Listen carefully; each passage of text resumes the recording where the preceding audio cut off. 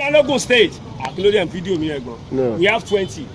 Governor mélòó jẹ lógún tó lórí Amosu 15 governors. Kí ló kọ governor tó kọ́kọ́ jẹ lógún Seidu Ayọ̀délé Balógun 1976 to 1978. Kí ló ka lókù gọmẹ̀ta lógún Abẹ́òkúta náà Abẹ́òkúta Sádòdò Ọ̀tà Yéwá náà Ìwá Sẹ́mẹ̀kọ́ Àfọ̀n Ìpókíà Ọbáfẹ́mi Owódé Ọ̀dẹ́dà Ògbólú Ògùn Ọ̀tà Sáì Ṣàgámù Ìkẹ́nẹ́ Jẹ̀búná ti Jẹ̀búná tó ẹ̀sẹ̀ Wékòrò Rẹ́mọ Ifọ̀. Lókù gọmẹ̀ mélòó ní lọ́sùn 30 ọgbọ̀n 400 naira.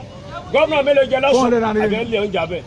Governor mélòó jẹ lọ́sùn tó dórí Rauf Arẹ́gbẹ́ṣọlá 8. Kí ló kọ gómìnà tó kọ́kọ́ jẹ lọ́sùn Leo Olúṣẹ́gun Lápàdé Ajímọ́ríṣà 1991 to 1992. Kí ló ka lókù gọmẹ̀ta lọ́sùn Àtàkùnmọ̀sá East Àtàkùnmọ̀sá West Ayédáadé Ayédèborípẹ̀ Dẹ̀nà Tẹ̀dẹ̀sẹ̀ Gbẹ́dọ̀rẹ̀ Lálẹ́ṣà Ìwòsàn Kódù Ọ̀tìn Ọlọ́lú Ọlọ́ọ̀dá Orí Adé Òròlú Òṣogbo Ifẹ̀ Ìsìfẹ̀ North Ifẹ̀ South Ifẹ̀ Dayọ̀ Bòkun Iléṣà East Iléṣà West Ifẹ̀ Central Borípẹ̀ Èjìgbò. Lókù gọmẹ̀ mélòó ní l'Ékòó we have 20 with new development area. Gómìnà mélòó jẹ l'Ékòó tó dórí Ambode wàhálà yín pọ̀ bàbá sẹ́yìn lẹ́kọ́ mi ṣe kà látàárọ̀ ni abomisori apájábọ sójọra wọn ni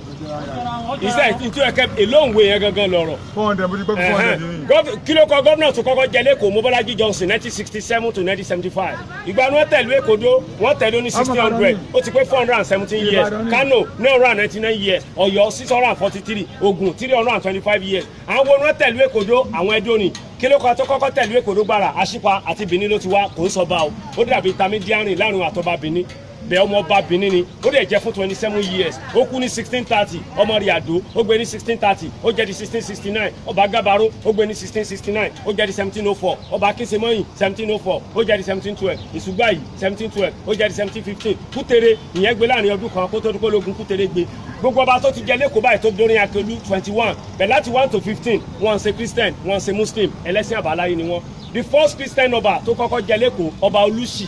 ìyẹn jẹ́ 1932 sí 1948. The first Muslim ọba Akíntóyè àwọn yẹn tiẹ̀ bà ìgà òòṣà àwọn ẹ̀yọ̀ wọ́n bàjẹ́. Ìlú wo ló lówó jù ní gbogbo àgbáyé tó ní fọkànbalẹ̀ lọ́wọ́ yìí?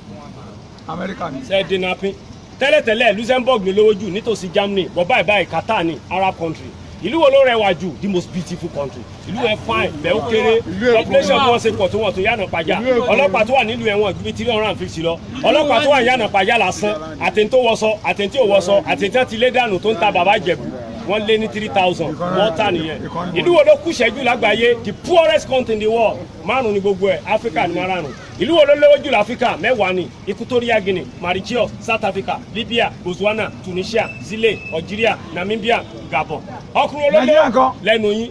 ta ń rọ̀wé látàrọ̀ bí òun campaign ni tó tán ẹ̀dí ẹ̀wọ̀ àkìtì ẹ̀ mọ́ ba. ọlọ́jọ́ kọjá ẹ lówó ẹ̀ ṣe ràwé látàrọ̀ tó ti olówó gan nígbà tí ó jùlẹ̀ bó ṣe rí. iṣẹ́ tẹ́ fi ràwé ọmọ ìlú wo ni mí ṣé n tẹ́ ń bè lọ́wọ́ yín nìyẹn ìyẹn ní ń bá yín sọ ọmọ Agége ni mí lẹ́yìn ilé ọba lọ́wọ́ ìsàlẹ̀ lójú rin. ọkùnrin olólówó jù ní gbogbo àgbáyé. kí ló ń ṣe nùwé yẹn. ẹgbẹ́ kọrẹ́ǹtì ni ó máa ń wá bẹ́ẹ̀ ń gbójú ẹ máa ta bàbá Ìjẹ̀bú ẹ̀gbọ́n o. ọkùnrin olólówó jù ní gbogbo àgbáyé the richest man in the whole world tẹ́lẹ̀tẹ́lẹ̀ Carlos Slim ni ọmọ Mexico for báyìí Bill Gates owó $26.5 billion. obìnrin olólówó jù lágbàáyé Alice Ewatin ọmọ USA ìyẹn wọ́n ti $27.8. àwọn olólówó láfíríkà ní kàbí ọdún kààbọ̀ ọmọ 8 ni wọ́n tẹ́lẹ̀ bọ́ọ̀sì wọn ti di 12 báyìí. nígbà yẹn ọmọ Egypt mẹ́rin South Africa 3 ọmọ Nàìjíríà ẹ̀kan náà ló wà nù ẹ̀ Dangote nígbà yẹn ni that was then Dangote wà number 1 Nàìjíríà ó wà number 7 Africa ó dẹ̀ wà ní 463 ní world owó Dangote nígbà yẹn $2.5 billion ló wẹ̀ ṣùgbọ́n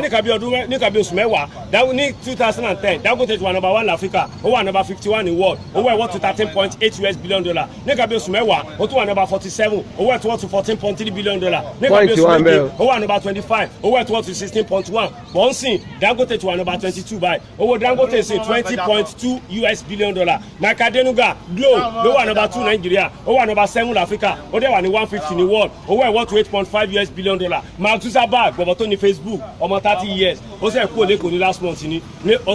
oṣù mẹ́rin sìn ló sẹ̀ kú òlẹ́kọ̀ọ́ olówó wà number 52 ìyẹn wọ́n to 13.5 Abramovich ló wà number 53 ìyẹn wọ́n to 13.4 and players olólójú wọn ní Nàìjíríà àmárùn ni wọ́n. Number 1 Kanu Wako Àtìlẹ́ Àtọ̀dọ̀ owó ti $19 billion Michael Obi $13 billion Ayégbéni $9 billion Ọbáfẹ́mi Martin $7.5 JJ Okocha $5 billion ìgbà ni play kọ́kọ́ láǹdì sí Nàìjíríà ìgbólódé sí. àná ilé wa ó dé sí Kano ní 1925 ẹja àgbà lecture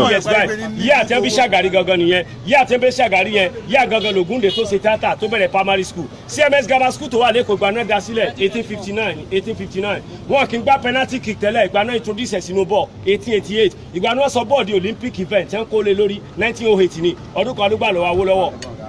ìgbà náà ṣe plane 1903 wọ́n dẹ̀ ṣe train ní 1803 after 100 years láti ṣe train nasa ẹsẹ̀ aeroplane tó fò lókè bẹ̀ bàbá wọn kẹ̀kẹ́ ní 1607 wọn kì í pa olè tẹ́lẹ̀ the first execution of armed robber took place in Lagos ọjọ́ kìíní oṣù kan ọdún 1971 ẹni tí a kọ́kọ́ pa Babátúndé Fọlọ́runṣọ́ àtòyènúsì ìgbà náà bẹ̀rẹ̀ sí máa pa tó ń gbé cocaine ọjọ́ kìíní oṣù kan ọdún 1985 ìdí àgbọn ló ń pa wọn o àwọn ojúlóge ìlú wo ló tóbi jù ní gbogbo àgbáyé the largest city in the whole world America. Tokyo sẹfẹ lọ bẹ̀rẹ̀ sáà ń rùn sí Amẹ́ríkà gbogbo Amẹ́ríkà náà kí ló dé di Tokyo ni Tokyo how many countries la ní gbogbo àgbáyé láfíríkà lásán we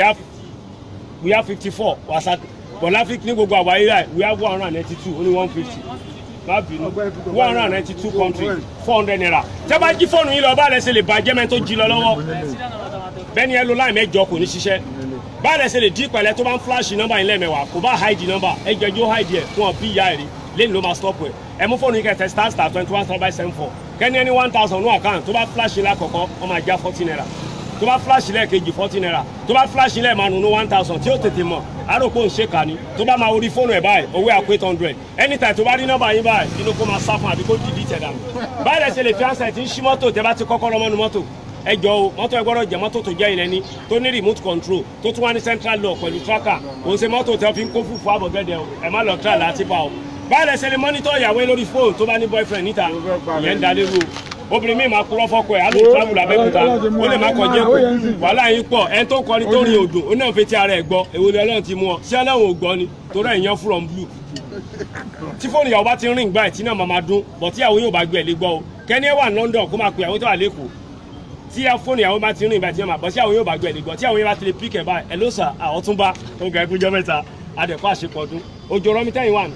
in fact òjò rán ṣáàdì commando báyìí tó pa iye change la wa Ọlọ́run kan tó wá change system látọ̀run kójò máa rọ̀ ní oṣù kejì láìsí ní oṣù kẹfà dádùn akẹ̀dẹ̀ wọn rójò sójú owó jẹ tán fílẹ̀ kan ti ta kan manage ọ̀pọ̀lọpọ̀ mẹkáníìkì tó sílé gan ló kàn ń ṣàánú àwọn náà abẹ́ máa yọ sùwà títí weekend sà kẹta fara òjò yìí wa ẹ̀dẹ̀ máa lọ́mọdé tó ń bọ̀ ẹ̀ sàṣẹ̀ṣẹ̀ máa wá tẹ́lẹ̀ a máa tún yàrá kejì ṣe fún yín ẹ bá junior ra nǹkan bó ti mí sí wọn kẹ́ẹ̀dẹ̀ tíráì kẹ́ bá rògbò yín ẹ̀ ẹ̀mùgbà tó fẹ́ kò lé nínú oṣù méjì sẹ́yìn ó ti ń sọ symptom mi pé yẹn fẹ́ máa wù síta so kìnnì kan Olúwa máa làágùn ní èsì ni o tí ẹ máa dẹ̀ ti ń làágùn ní èsì tí wọ́n sì rà sáró wa wàá máa tàfà bọ́ owó mú ni bàbá mi ẹ̀wọ̀ ẹ̀ dákun ẹ̀jọ̀ ẹ̀ fi wọ́n lẹ̀ wọ́n lẹ́ tàn bá sótò